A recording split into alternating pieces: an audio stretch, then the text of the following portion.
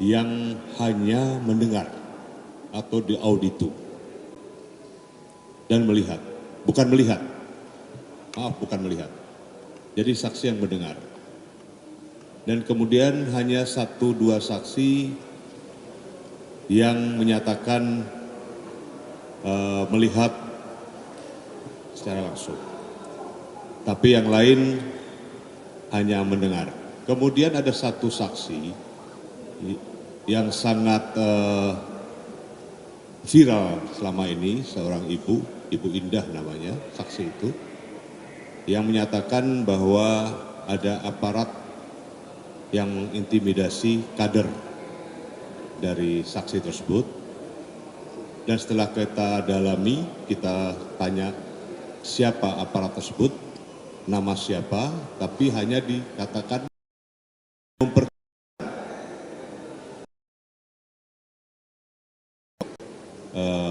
pasukan pengamanan presiden.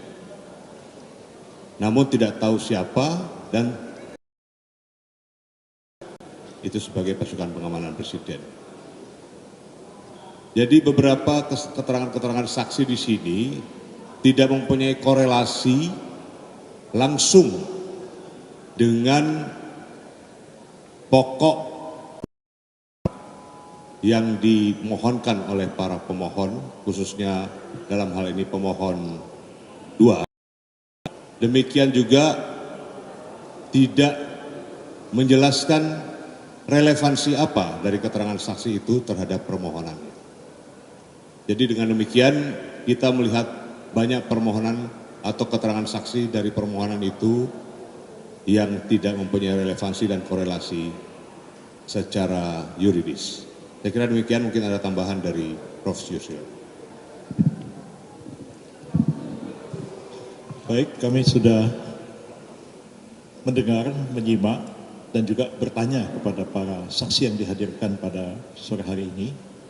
Dan kami merasa sangat bersyukur karena saksi-saksi ini menerangkan bahwa terjadi pelanggaran tertentu di tempat-tempat tertentu, seperti di Pandeglang, di Banten, di Gunung Kidul, di Jogja, di Medan, dan lain-lain. Tapi hampir semua mengatakan sudah melapor kepada Panwas dan kepada Bawaslu dan sudah ditindaklanjuti. Artinya persoalan itu memang sudah selesai.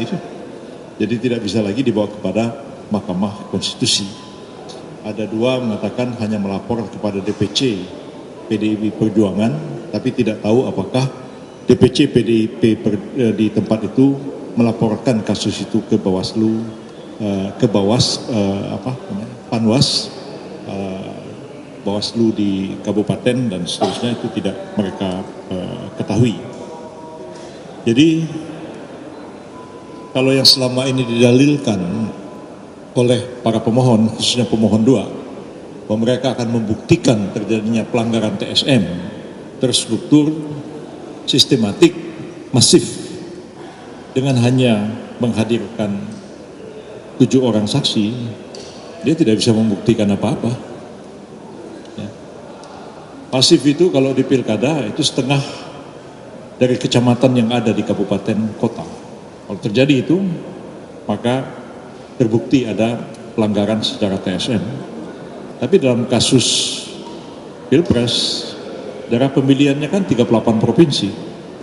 Sementara yang terjadi ini tadi di satu desa di Kabupaten Pandeglang, di satu tempat di Gunung Kidul, di satu tempat di mana tadi yang ibu-ibu itu? Gunung Kidul.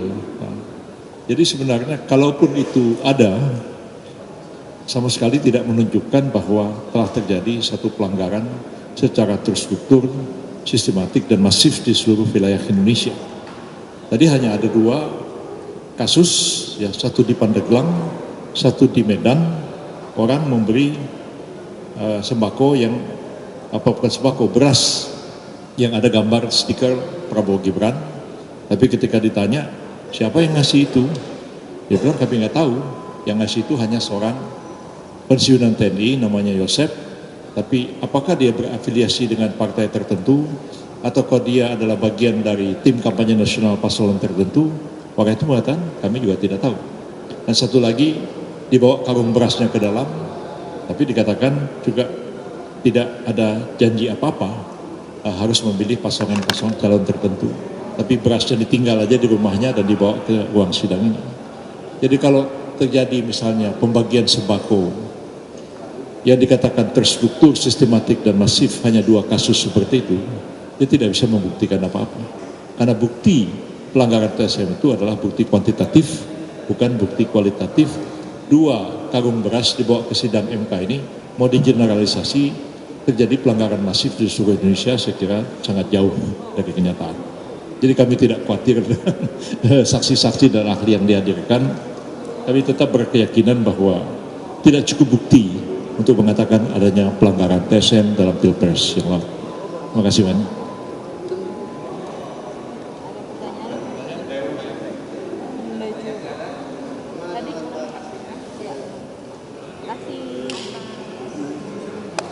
Yusuf, di sini kayak sekarang